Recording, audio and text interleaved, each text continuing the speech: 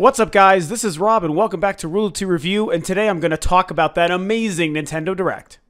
Well, it is Wednesday, November 5th, and I just got finished watching today's surprise Nintendo Direct. Just yesterday, November 4th, they actually announced that today there was going to be a Nintendo Direct. It was going to be covering a bunch of already announced games for both Wii U and 3DS. There was a lot of rumors about what was going to be announced, what was going to be shown. A lot of those rumors and theories turned out to be true. They showed and detailed a lot of things today. So I kind of want to talk about some of my quick feelings about some of the biggest things that they talked about. So first, let's talk about the really big reveal, which was the very first thing that opened up the Nintendo Direct, and it was the reveal of Majora's Mask 3D for the 3DS, finally confirmed after years of rumors and speculation and everyone hoping that this was actually going to be a thing. I kind of thought that they were never really going to do this, so I have to give Nintendo credit for maintaining no information about this, never confirming it. You know, yes, they left subtle hints here and there, like things in a Link Between Worlds and stuff like that, but they really never let us believe that this was going to be a real thing. It just seemed like a fan theory and a fan dream, and sure enough, here we are. They announced for spring 2015 that the game is going to be coming out, probably worldwide released within the same couple of weeks or so. I'm sure that in North America, we will be getting it in spring. You know, I don't think we're going to get like a, several month lead in Japan or anything. Excuse me. It looks pretty awesome. They talked about balancing the fact that it's one of the most difficult Zelda titles ever and wanting to maintain that difficulty, but also wanting to make it accessible for newcomers. Of course, the redone graphics look really cool. The new style on Link and some of the enemies looks awesome. They redid some of the music, so it's like recognizable and familiar if you've played Majora's Mask, but also has a new twist on it. So that's really exciting because the music to that game is very unique. It's a very eerie, kind of uncomfortable setting and vibe for the whole game. Seeing Clock Town and the moon and all that stuff just looks so cool, man. I think that it's really great that they did this. People are going to be super pumped and thrilled. I know they're going to release a goddamn Majora's Mask 3DS, and I'm going to want to blow all my money on like the fourth 3DS I've bought. So I don't even know. They didn't confirm or talk about that today, but just mark my words, it's going to frickin' happen. But regardless, just the fact that the game is coming, so exciting. An amazing Zelda title. A lot of people have been clamoring for this for a long time. And I got to give it to Nintendo for actually making something like this happening. They really, really are listening, and they hear us, and they understand the fans and know what we want. And they're giving it to this, and you know what? They're going to reap the rewards because we are going to buy it in droves. Now, the other big thing that they spent a lot of time detailing today, which a lot of people saw coming, is the Amiibos, which is very, very smart because Amiibo is a huge initiative and a huge rollout for Nintendo this year, and something that you know that they're banking on long-term to really increase the value of their games and the strength of their brand, and also just make probably a shit ton of money. And it's gonna work because they look awesome. So they talked about the first and second wave of the Amiibos. They talked about how they're actually gonna work for some games, which is really, really cool. They've talked about the Smash Brothers integration quite a bit in the past. What they talked about today was, the big thing was the Mario Kart integration.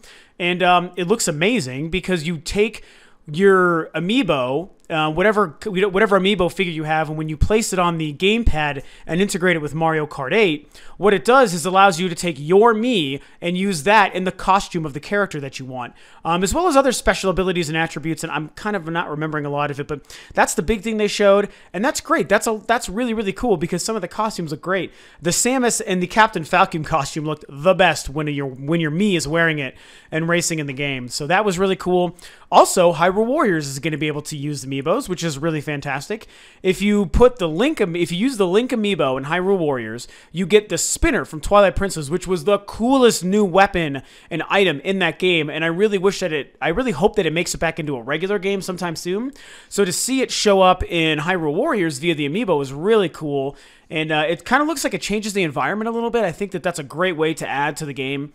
Also, if you take any other Amiibo, that's like not a Zelda character, it actually will still give you certain items and materials and upgrades for Hyrule Warriors. So what a cool additional thing for a game that you wouldn't really expect to use Amiibos, and it still gives you extra benefits and features if you use Amiibos with that game. I think that's really cool. Hopefully they'll allow you to use like a Zelda and a Sheik one if they make a Sheik Amiibo down the road and do cool things there. Maybe even a Fee. Or a Midna. I'd love a Midna Amiibo. Oh my gosh, that would be so amazing. So, really cool things there. They talked about the Twilight Princess pack, which is coming out, I think, on the 13th or the 18th or so.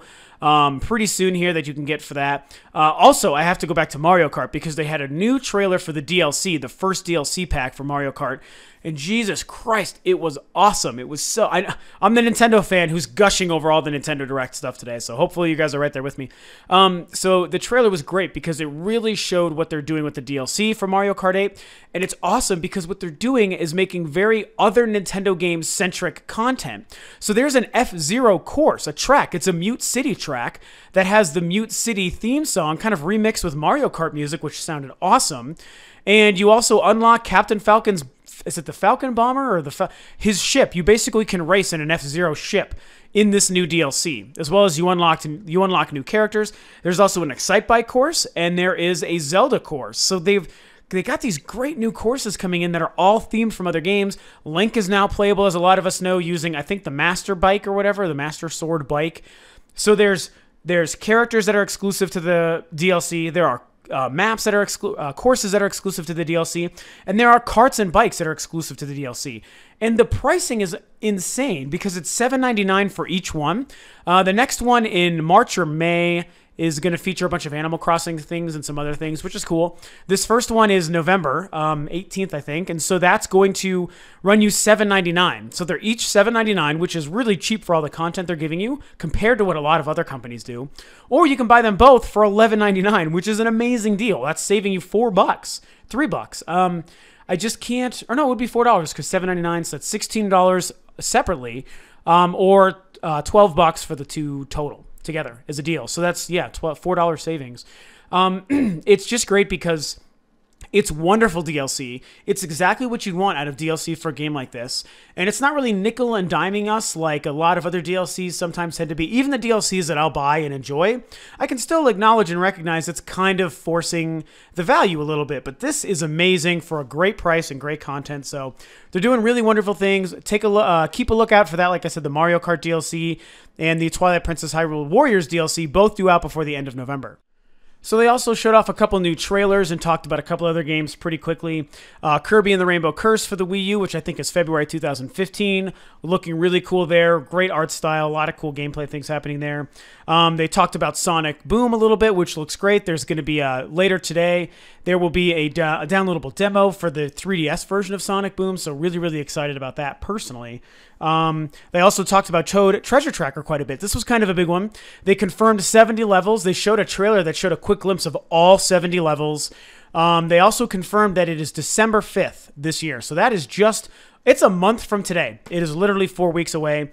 They didn't confirm the price. There's a lot of rumors and rumblings about it only being $40, which will be interesting to see. Regardless, I think that the game's going to be great. I'd pick it up at full price. I don't really care if it's $60, but so December 5th is really, really exciting for that one too. Here there are two other really big things they talked about before the end. Oh, they also showed the Duck Hunt Dog trailer for Smash Brothers, which a lot of people were talking about. And I guess, I mean, it was weird because we already knew he was in the game because he's in the Smash Brothers one. However, the trailer was great. It was a lot of fun. It showed the exclusive Duck Hunt level for the game. There's a lot of cool things, a lot of Hogan's Alley and old 8-bit Nintendo things happening in that trailer. So it seems pretty cool. Really excited. The other two of the last very, very big things they talked about.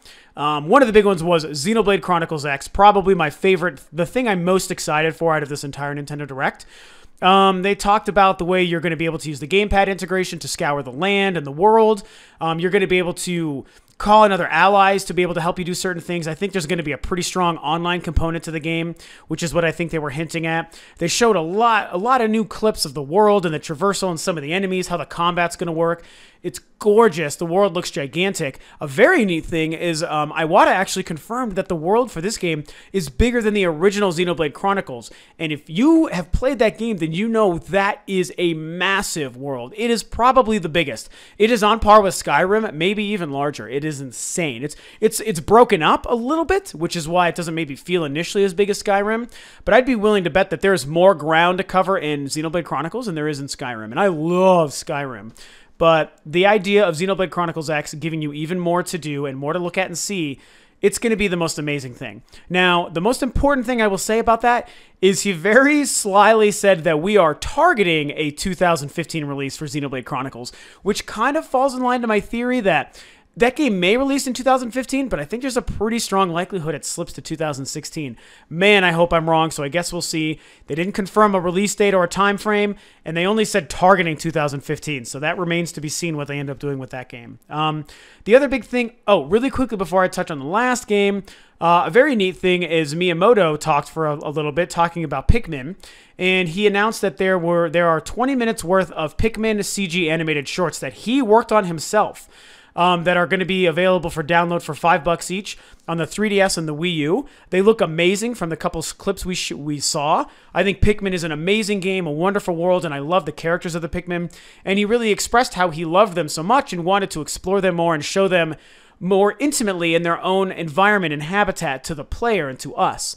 So you can download the 3DS version, which is available in actual 3D, or you get the HD version on the Wii U. They're $4.99 a piece. I'm going to buy them because I love Pikmin and I want to support. I think that's pretty cool. And really quickly, the last thing they showed was a bunch of new info and trailers for Splatoon. This game is becoming one of the most hotly anticipated Nintendo titles for the next year. And I thought it looked great from E3, but I'm actually getting more and more hyped the more I see from it.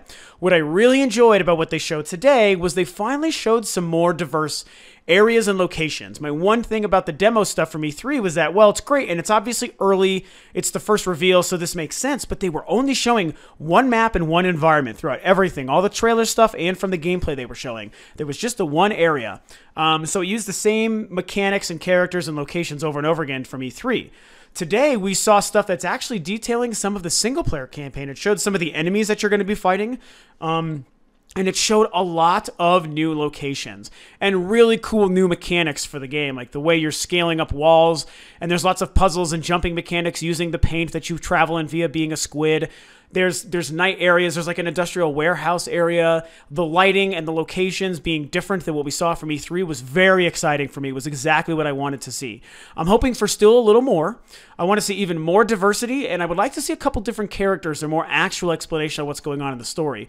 But seeing these little squid emo-looking armies of dudes that you know you're going to fight in the campaign is great. I would love a confirmation of online co-op to go through the campaign as well as the verse stuff, but regardless, it is definitely going to be one of the best games of next year. A great way to turn the online shooting genre up on its head. I think it's going to be just a great, great game, and it looked wonderful. Definitely check that stuff out as well, because you'll see a lot of cool new things going on with Splatoon. The exact things that I think they needed to show us for that game. Okay, so for the most part, that's it. There's a couple other small things here and there, but those were the biggest things. Majora's Mask, Amiibo support, Mario Kart and Hyrule Warriors DLC, a little bit of Smash Brothers stuff, Xenoblade, Splatoon. It was really, really great. They showed us a plethora of different things covering, you know, games for the Wii U, games for the 3DS, and Amiibo support things, downloadable content, the Pikmin movie stuff. No real surprises other than Majora's Mask, but that's okay. They basically let us know that. And to be fair, that's still a great surprise. Majora's Mask in and of itself for the 3DS is exactly what we needed for this kind of thing. So kudos to Nintendo, a great Nintendo Direct covering a wide variety of topics and games. A wonderful way to bring this content right to us, the Nintendo fan, and to us, the gamer. And I just think it's so cool that Nintendo does this, man. No other company is as invested in the gamer as Nintendo, you know, and even as someone who loves many other companies, that's why Nintendo remains my favorite, because they do wonderful things like this, and they give us the most amazing content available on the market. That's just it. That's how I personally feel about it myself. So, in wrapping up, great Nintendo Direct. Hopefully you enjoyed my detailing and my thoughts on what happened today. Of course, leave your thoughts. Did you watch it? Did you follow up with the trailers and stuff afterwards? Are you downloading any of the demos or the Pikmin stuff that they revealed? What is it you guys thought about what Nintendo showed today? Did you like it or did you not like it? Of course, if you stumbled upon my video, please feel free to subscribe to Rule of Two Review, like and share the video, share your comments and your thoughts below, and thanks for tuning in. I'll catch you guys on the next video.